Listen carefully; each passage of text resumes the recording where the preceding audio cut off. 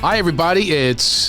Why do I do this? I always act like I'm on radio. I'm not on radio. It's a podcast. You know who it is. You know the name of the show. I'll say it anyway. It's Enlightened Up. I actually like saying that because I truly believe we need to enlighten up. We need to have more light and levity and joy and laughter. And I'm a longtime comedian. If you don't know who I am, Craig Shoemaker. I said it again. You know who I am. No, you don't know who I am. For those of you who don't know the resume, comedian for a very long time, since high school, 17 years old. That's when I started. And it was all done because I wanted love and attention. Anyway, but now I really do want to bring the joy out to this planet, which is in a little rough, toxic shape right now. And I think this is exactly what we need. So, by the way, my shoes, these are alma mater footwear. They don't pay me to say that, but they do give me free shoes. And I think they're the most amazing shoes around. I really do. Taylor Bird, I actually have my sweater over my shirt. I tell you, comedy, a lot of it's about honesty, which we're going to talk about comedy today with our special guest. It's about honesty. And honestly, we're doing 2 shows in a row, and I didn't feel like changing into another shirt. So I'm wearing the same shirt, and I thought I'd throw a sweater on it from another episode that you'll see the sweater on me. So I threw it over the shirt of which I wore with Justin Hires. So it's shot in the same day. There's an illusion out there that it's like, oh, here's another episode. But no, these are shot in the same day. So I have the sweater on. It's actually, if you're watching on YouTube, it's a sweater that looks like my name is Sparky. And I'm from the Midwest, and I'm in a fraternity. And I'm back at a fraternity reunion or something like that. Very white guy look that we have going on here. Now, we have a special guest. And I mean special because she's so special. She just walked into the studio because has a lot to do with Laughter Heals. So let's talk about that today with our special guest, Rochelle Marie. Hello. Hi, Rochelle. Thank you for being on my show. You have a podcast. I've never been invited, but that's okay. Maybe this will be an icebreaker. Maybe this will get me invited. We'll get you there for sure. Yeah. Thanks, yes. Pantload. I've been, I'm your, what do you call me now? You're my Sherpa. Yes. You're my Sherps. Tell people exactly what that means to you. I came up with that title, right? Because I was trying to tell you the work that I do when I work with comics. You're an up-and-coming comic. Right. And you came to me. We can talk about that in a little bit. And I said, look, I'll guide you up the mountain. Yeah. The mountain of comedy and teach you some of the skills and tools and things like that. And I'll be your Sherpa, your guide. I can't make things happen. I'm not a guru. Nobody, but a Sherpa is more a great example of what I do. You are a Sherpa. A Sherpa is it's like somebody that's going to lead you, kind of. Has been there. Yeah. I've been on the trail of the Himalayas many, many times, and I'm going to say, Rochelle, if you go over there, you're going to fall. Yeah. And you'll go there anyway because you're very defiant. You are one of my most defiant clients I've ever had. I am. I think headstrong. You just grimaced. Because you're right. Sometimes when we get that truth and it hits us in the core, kind of right about, Yeah, I am a little bit like that. I don't know if that's something about me I can change, but, when I need to do my homework, I'll do it. It's just that it has to feel right and honest, just like you were saying. I don't like to be forced into doing something until I'm sure that I'm ready to do it. Like an apology, even though I know I have to apologize, if I'm not ready to apologize, I will not apologize until I feel that I'm ready and the moment is right, and I mean it. Let's break this down. Oh, this is juicy stuff. Yeah. This comes from childhood, baby. Does it? Oh, yeah. You've been a defiant little brat. No, I'm not. Maybe not that far. You've been defiant since you were very, very young. I'm sure of this. I was very protected. This isn't something that just happened. No. I was a little girl. I was the baby, and I was, and the last born. Of how many? Of 2, but of many cousins. 2. And the cousins were always over. That doesn't even count as a last born. That's called next. Yeah, I mean, there's just 2 of you. Of your older sibling who was a boy. The boy. And you were the only girl, so you do feel a little protected by the boy. Is that what you're saying? Everybody was protective of me. Everyone. Really? Yeah. I was also very sick when I was a baby. So I was in the hospital. Like Bob Cratchit kind of thing? I don't know. I had really bad asthma, and one of my lungs collapsed once, and I was in the hospital. At what age did your lung collapse? It was 3 or 4. Why do I not hear this in your comedy act? We should work on this. Because I only remember little tiny things about it. Look, all you got to remember is that your lung collapsed. I was in a bubble. I remember that. Oh my God, you've got to talk about this stuff. This is perfect. Is it? This is why you have a Sherpa, is to point out that these are things that make you unique. Yes. That's what comedy is. You have to bring out your uniqueness and your truth, not someone else's. This is the biggest issue when people write comedy. They write what they think people want to hear. They write for the audience. They write for the results. I work with you on what? What do I work? See if you remember that. The truth and getting to the core of being a child and being childlike and innocent. Right. Yeah, when it was all great. Right. Yeah. When we were truly meant to be something different until someone steered us, society, peers, parents, steer us, teachers, in a certain direction that they want you to go in. Right. Comedy's the opposite.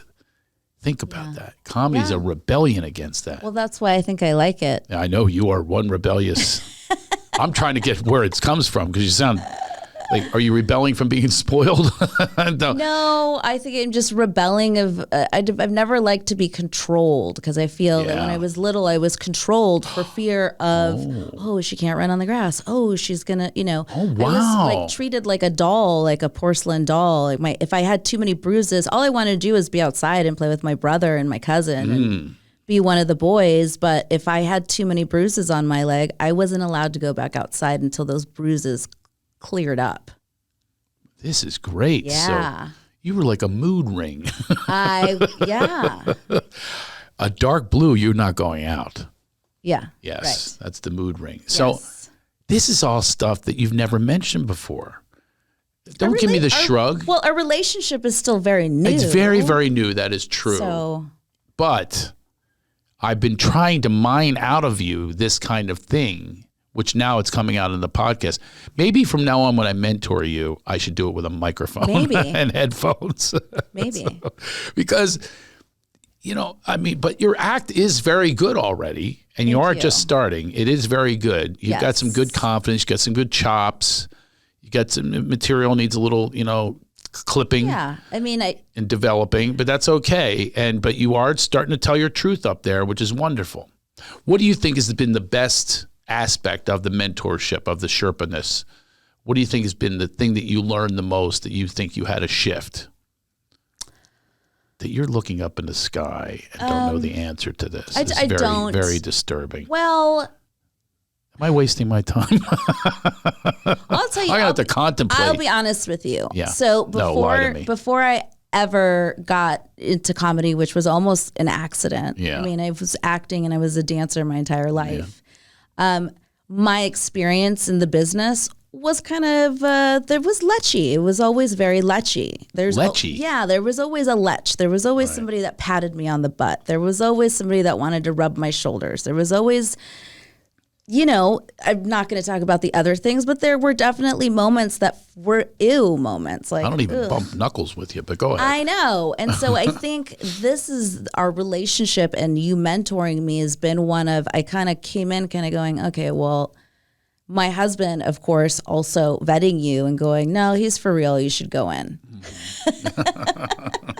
I passed the husband test. Yeah, you did. And it's kind of like an insult a little bit. Why? Because it means I'm completely unattractive. And that's how the insecure comic hears it. But like when a husband goes, hey, he's safe. No, I look at what do you think that says about me? No, he's safe, meaning like, there isn't any like weird stuff on you if you Google your name and, Really? I'm so happy to hear that. I don't know. I always assume there is something. Anyway. There's a girl that spread a rumor about me. It's really disturbing. There's always people that spread rumors. Yeah. And you know what? And I tried to reach her a couple times. Like, you got to stop this. This is really dumb. It's dumb for a career. I could actually put a stop to her. It's just really stupid.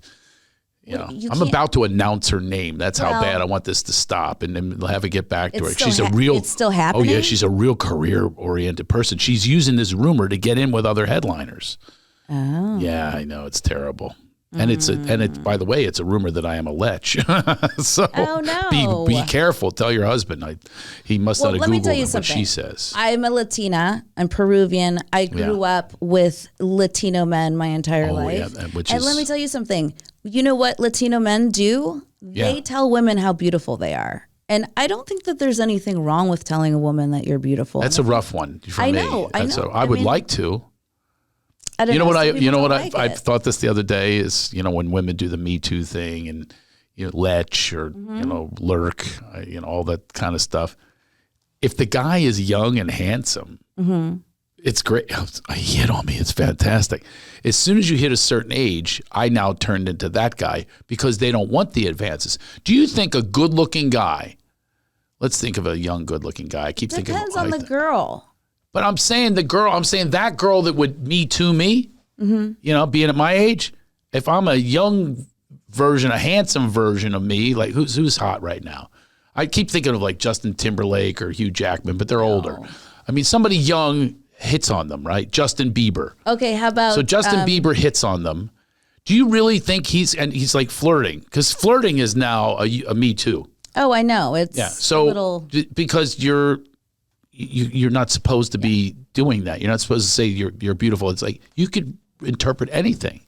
I'm so hesitant to tell people. And because you are a career man, it creeps them out. You have to be. You have to be aware of what you say these days. Do I? How do I feel about it? I personally think it's gone too far, but I also go against. There's a spectrum. It's kind of like I don't know. And I don't shut up. I don't shut up anymore. I say, hey. The first time I said, hey man, don't touch my butt, guess what? I was a bitch. Jeez, you're such a bitch. Let's get back to the part with the mentorship. So anyway, what have I learned? I've learned that I can trust, and I look at you as a big, like an older brother, someone that's kind of guiding me, but you're also kind of like, hey, wait, what are you doing? And I appreciate that. And what's the biggest things that you're learning? Like the things that I teach. What are some of the things you're learning? Now, I don't have to out you and say that you don't do your fun assignments. I won't hear back from you for a while. Well, I think it's because you told me I have to write it. And I want to type it. I want to type it because it's faster. See how you can't listen? I know. So I'm waiting until I can do it correctly. Here's the point. See, this is great now that you're hearing this. You saying it's faster says a lot. Yeah. Because you think it's a fast process. You want to go right to the stage. You want to go right to the fame. You want to go all those things. And I'm telling you, it's a process. Literally, Cobra Kai and Karate Kid, it's about wax on, wax off. You don't want to do the wax on, wax off. You're like that punk kid that goes, hey, I'm too good for this. Show me the karate moves. I want to break some boards. I just want to get waxed. Oh, you want to get waxed? Yeah, like wax me, make me pretty. Let's go. Tell me what I have to do. No, the reason I say fast is because, I'm a mother and a wife and, I volunteer. So I feel like the older I get, the more people want from me. So I have to fraction myself off. So I'm right now at that point in my life where because I'm doing something that's actually working and it's manifesting, I have to force myself to schedule. I can't just schedule in my head like I usually do. I'm actually having to write things down, put things in calendars, and it's overwhelming. So I think, okay, I can get to where he wants me to go, but I think if I'm in the car and doing it, I can tell my phone what I think those things are, or I can type it in when I think of it. But you want me to write it, so I go, I need to wait for that quiet moment. You have to understand something. This is not about writing material that I'm teaching you. I understand that. This is about getting a connection with you, right? Your source, your energy, right? Your creativity, who your creator made your creativity. So it's the same word. I'm trying to get you to tap into that, what I call genuine energy flow. And that could be 1 word or 1,000 words. I've emphasized that as well. It's the expectations that we put onto things. That's what gets in the way. It's like having to do it fast or having to get something done or an agenda, or he gave me this homework. He wants this. He wants. It's not me wanting. It's you wanting to be more creative. Well, it's like prayer, right? Or meditation. Yeah. If you're going to do it and you're going to do it right, then you have to find that moment, right? And schedule it in if you're going to be uninterrupted and you're going to truly be present with God and your spirit. Right. Which is what you're asking me to do. But you don't have time. No, I've talked about this before. I make my time in the car. I make my time on the toilet. I make my time whenever. That's a good broad right there on the toilet. I love that. It's like it's quiet and I'm alone and it's like, okay, take a deep breath. Lord, let's have a conversation. Because when else am I going to do it? You got to make time. You got to go. You got to say, look, we've been on walks. You go on a walk. Right. You say, I am taking this for me. I'm going to wake up an hour earlier, just like whatever is working out, whatever you do. This is a workout. I've said this before, but the repetition causes intuition. So we want to get to an intuitive spot in you that is delivering this humor. It crafts the act. That's what you're trying to get to. Because everybody's so clinical, it's like all of this kind of stuff, that prevents you from that free flow, from that genuine energy flow. You're not being genuine. You're being like, it's other people's, timetables, kids and pickups and schools and all that stuff that gets in the way. You got to take the time to energize, or you're not even as good a mom anyway. Because you're not as present. Absolutely. I had a time I was like, because I'm a codependent, and I was about to do this codependent move of picking this guy up that was really, really late, and it was his fault, but he was trying to make it about me, and I was driving, and I was enraged, and I was like, damn it, and he kept going. He says, I said, we're 45 minutes. I said, it's 3 o'clock. He goes, no, it's not. It's 2:51. That's what he says. Just come over and get me. He was supposed to meet me like way before that, right? And my son was in the back seat with his girlfriend who's from Ohio.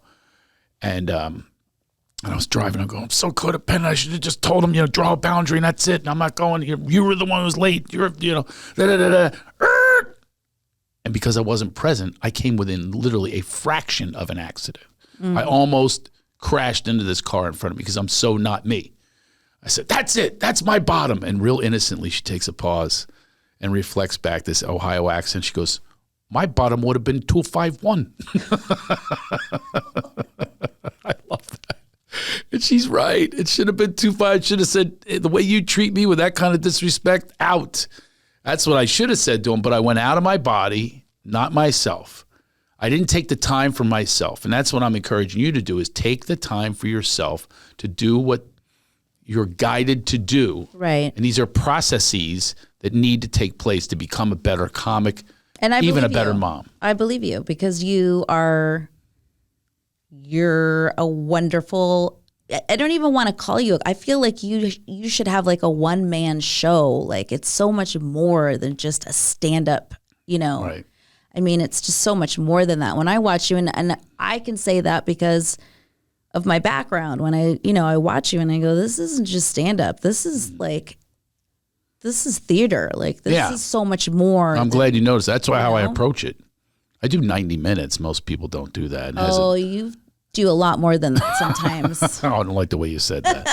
Yeah, I'm waiting in the back for you to end. Geez, how long is this guy going on? That's what that sounded like to me. Well, only when it's 2 or 3 shows in a row that I'm like, okay. Okay, I've heard enough of this. It's time to go. It's time to go. Well, one thing I did learn, I'll never drive with you again. You drove to Irvine. Well, next time you can drive. We almost didn't make it. The whole point was you were driving because I had no sleep. I'd just flown in, and after working day after day in Philadelphia on my Wolfpack show. Yes, you're right. But I was exhausted. I offered to pick you up at the airport because I knew that picking you up at 3:30 was going to be cutting it way too close. Yeah, well, we cut it close all right. Yeah. Well, I guess you're factoring knowing you're a bad driver. I'm not a bad driver. I'm just a bad Waze listener.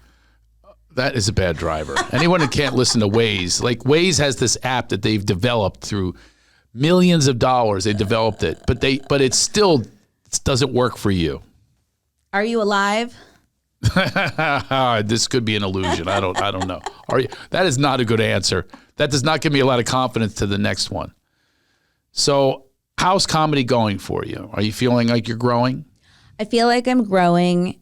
I take it, I'm riding this like a wave. You know what I'm saying? Like, it's just something that's happening in my life right now, and I love it, and I'm just going to keep riding the wave. And if the waves get flat, well, then maybe I will get in my car and go to another beach and see what kind of waves are happening there. You mean another, like you'll get into welding? It's like some other occupation? Maybe I'll start sewing. Maybe, I don't know. It's not going to give you the same. No, of course not. But comedy really does. But maybe I'll go back into, maybe doesn't it fill you? I'll do a play. Of course. It fills you more than a play. It plays other people's words. Well, yes, that's where it's now the director, much more and you don't like to be told what to do. I can't even imagine being your director. No, I'm actually. It's a nightmare just being a part-time Sherpa. That's different. You have such a defiance in you. I think you should use that in your act. You should talk about your defiance in your act. Like, I tried this, but this person said this, and I did this anyway. Like, even the apology thing that you said. Well, if you're not going to tell me when to apologize. Well, yeah, that's the thing, and this is very an apologetic culture that doesn't forgive. So why are we apologizing? Well, you're asking the wrong guy. Because I really believe in apology and making amends. Nothing to do with society, by the way. As a matter of fact, it's the opposite. It's not about society.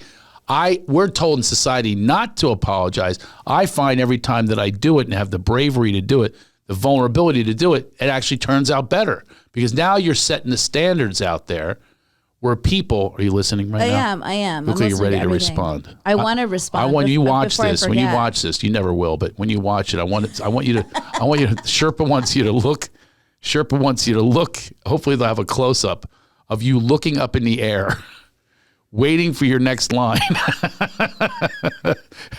Not taking a word I'm saying in. I'm taking it all in. I will guarantee you, I will make a bet that you don't even know what I was saying. Yeah, you are saying that apology is important because it's going, number one, it should happen, especially if you're wrong. But number two, it's going to make you a better person in the situation better. I'm talking about in general. I'm talking about cancel culture. I'm talking about people just apologizing to feel like they're going to save their ass. I'm with you on that. I totally agree with that. It becomes across as phony anyway. Yeah, it just... for me, and that was kind of, when I first started to do comedy, I started with a group that I love very much, but it was very much minding to what cancel culture was saying, and maybe you shouldn't say that joke, or that's too risky, I do not agree with, and I don't think we should apologize for our racist. humor. And then I'd be like, how is that racist? And so it's about intent. Yes, a lot of it's about intent. And so my fear was always, how am I going to do comedy if I can't be honest? I'm going to get canceled before I'm even. Don't think about that. That's not a good idea to think about that. But I've kind of freed myself. Thinking of the audience is not where we should be. We should first think about our connection with our highest self. That's the thing to concentrate on. That's what does the writing. That's why I keep asking you, because the connection to that is much more profound when it comes to writing with your hand. Because it's tactile. And I agree with you. Okay, so I've journaled forever. If you journal forever and you agree with me, then do this work. That's why I have you on the podcast. This is to shame you. I just know that I'm here to shame your ass. You're asking me. I also want you to get a better sense of humor. You're just going to make me cry, and I don't know if I have the energy to cry. You think too much. I want you to stop the thinking and just the doing. This is why you're doing. You just do it. Wax on, wax off. Daniel's-son. If you get into your presence, that's the thing is I'm going to encourage you. This is, when I coach or Sherpa, it's about life. So I'm saying in your life, you got to take time for you. You got to take time for you. And that's part of what it is you do these fun assignments and you do them and you're going to be more present for the other stuff anyway. Your kids are going to have a more present person because you're concentrating on that element. You see? I agree and it makes with you you. more fun and funny. You can take more fun in and laugh more because I don't think you laugh enough because you think too much. I want you to watch this replay. If I could put it in slow motion, how those eyes roll up in your head, it's very symbolic. Well, I'm glad you came on this podcast. Well, I'm glad you I had wanted to me. have you on just to humiliate you on not having me on yours. How long has yours been in existence? Just a couple months. We're still like in rehearsal period. It's not rehearsal period once I get on there. Well, that's why we're getting ready. When I said we need to have Craig on, and they were like, "Whoa, really?" And then I said, "Yeah." So we need to have a pretty sweet setup. You do not. All we need is a microphone. You would not believe the ones that I'm doing now. I had one the other day. The guy was in his car. Oh, you told me about that. He couldn't even take the time out from being in his car. Is he listening to this? I don't care. I'm telling him to his face. I told him to his face. So you think that they cared? All right. I don't know. I guess I'm just about quality. It is quality because it's the conversation. It's being present. That's the quality. Yeah. And we It's don't being in have the now. cameras. It's just our voices. On this show? No, on my show. Oh, okay. Well, good. So I don't care if it's 2 cans and a string. We're having a conversation. Okay. How do we do our conversations when I Sherpa? We go for a walk, right? Yeah. That gets things going. There's no expectations there. You don't think as much. You're not rolling your eyes up in your head as much. You're just being present, step after step, ironically, metaphorically, step after step after step. You see? Mm-hmm. Hopefully other people that are watching this Are learning. can take some of this as well. And maybe I'll go on walks with them. Yeah. I have a new person, by the way, who's a comedian. Only done it once. Well, who is? You can't say who it is, but are you're walking with them? Yeah, I'm totally cheating on you. Is it a man or a woman? It's a woman. I'm just kidding. You are not. The first response is the real response. Then the just kidding is the fake response. Yeah. I'm going to, at one point, get you out of your head and into this truth. That's what's going to happen. There's a lot that rolls around up there. It rattles around like so much up there. There's so much happening in general. Yeah, exactly. So it allows you to distract yourself from the self-reflection. That's what it does. So back to the apology allows you to self-reflect. There's always a part in it. Of course. We always have a part in every single thing, every single resentment that happens, we have a part in it. And you know what the part is? We're 100% responsible. 100%. Or 100% right. No, you love the right. You love to be right. This is the comedy you should do. You should do more about being a pain in the ass. You should do more about being stubborn. All that stuff. Admit those things on stage. People will love you. Be engaging. I mean, that's the deeper stuff. That makes you the unicorn. That's what makes you. Even that we do comedy is really a unique thing. There's not many moms in this neighborhood that we live in that do comedy. Oh, okay. What? Well, I mean, we live in the land of moms. Are you kidding me? A lot of moms around There's here. so many moms and all kinds of moms. Very few really cool ones. It's true, right? Very few. Yeah.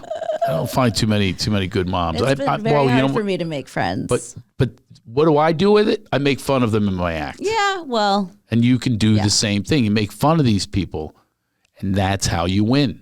That's how you bring the comedy. That's how you're authentic. That's how you're you. Genuine energy flow. Just tell the truth about your perspective on that. People will feel your angst. You're getting it out. And by the way, it helps you in real life because you're getting it out. It's cathartic on stage. You're releasing. Right. Yeah. By the way, ladies, I'm not talking about you, if you know who I'm talking about. Oh, you went right there. You went right to the apology. That was a BS apology. You know what that apology was? Oh, I don't want to look bad here. Well, yeah. That wasn't a true apology. It was a semi-apology. It was not. It was a cover. It was an apology to women I haven't met yet. No, it was a cover. You were thinking of the audience instead of thinking of you. No, if people know where we are, people know what I'm talking about. You know what I'm talking about. What do you mean? What idiot mothers around here? Yeah. There are quite a few. There are They're an interesting bunch. And they're very similar. Okay, let's do some comedy material. Okay. Come on, how are they similar? It's how you mine the material. Well, for starters, they all copied the ring that I'm wearing that I got for my 10-year anniversary. Now suddenly everyone has the same shape ring for their 10-year anniversary. I had mine first. They're copycats. So you think that you're the originator of the ring? Originator of the ring. You're the lordess of the ring? I'm kidding. But you know how people say it's... Hold it. Leave out the part that you're kidding. I want you to lean in on that and go, I am the originator. I am the originator. I'm the originator of a lot of things. Okay. People just don't know it. Well, let's have us know it. What do you think you originate? I have originated a way to cut my own hair. Really? Yes. Well, you want to let us in on it, or is this going to be a secret too? No, let's see. What else do I've originated? It's not an originated You're going to be thing. like the Rachel. You're going to be like, oh, I recognize that haircut. Yeah, no, that's the Rochelle. It's nothing special. It's just free and wonderful. You cut your own hair. I cut my own hair and I color my own hair. That's pretty good. Yeah, I use a level. You use a level like you use for carpentry? Yes. A level for cutting your hair? Yeah, so I take the level and I put it up to my chest, and then I take some eyeliner and I make the line. I make sure the bubble's in the middle. And then I part my hair in 4s from back to front. And I start from the back to the front and I cut it at the line. I'm not kidding. It's great material. I haven't heard that on stage. It's hilarious. Because I invented it. Okay. Because I'm the creator. How is that the answer to what I just said? I haven't heard that on stage because I invented it. That's why it should be on stage, because you invented it. Oh, I see. Yes, you see. You can't. Sherpa, I learn things from you every day. I hope so. I just want to know the frustration with you in particular as my Sherpas is I get disturbed because I do take the time with you. Then you don't go do the work. I don't hear from you for a while. You don't set up new appointments. I know. So as the Sherpa, it gets a little bit deflating. It deflates me because I get a lot of energy. Don't tell me what I should. Well, you don't. You're feeling the wrong things. What are you talking about? Oh my God. You've got to do bits about being a control freak. You have to. I am that too. I know. We want to hear it on stage. All the topics we talked about today that make you unique are not on the stage, and they should be. Every one of these should be on the stage. Yeah. Yes. You with a level above your tits with the hair and the chopping the hair, however that's done, the four parts, which I never heard of before. Well, you know, like you parted in the middle. I parted on this side. Okay, whatever the hell you're doing, it's unique to you. No one does it. That makes it funny. I'm listening to it and I'm howling laughing. You don't have any punchlines. It's just funny, the visual of you with this level, this carpenter level. I know. That needs to be in your act. Okay. All that kind of stuff needs to be in your act. Admissions, truths, things that make you you. That's all comedy is when you break it down. You get to that truth. All right, so I want to see the writing next time. Okay. Did I show you my new client just to make you jealous? Oh, man. It takes her minutes to do her fun Simon. Oh, wait, is it the green ink? Yeah. Oh, God. Oh, somebody needs my... Anyway, hey, it was a real pleasure having you on my podcast. Well, it was fun being here. I will look forward to the invitation to yours. It's coming. All right, good. When you guys have it all together, what do you think? You need some grand studio? No, we just need a plan and structure. Well, it's a pleasure having you. How do we find you on social media? You can find me at Rochelle Marie Comedy on Instagram and Facebook and on YouTube. Look, your name is even comedy. You got to get more of it. You got to keep mining it. My name is funny? Your name is comedy. It's in the address. Oh, yeah. Rochelle Marie Comedy. Yeah. Comedy. Exactly. I hope you all had a good time today. I thought I'd bring in one of the, not pupils, whatever, mentees. I forget sounds what like the a word big- is. There's a. I just mammal. watched a Jerry Seinfeld on it last night. There's a did? mentor, and then it's The mentee. no, I already forgot. I like Padawan also. I do too. Padawan's good. Yeah. And the Jedi Master is over here. Ooh. Work on your act, you do not. That's no. Results That's you not will gonna not work see. That won't work for you if I say that. Rochelle Marie comedy. Hope you all had a great day today listening to us. Please spread the word. And remember this. Enlighten the fuck up. Okay? For sure. See you next time.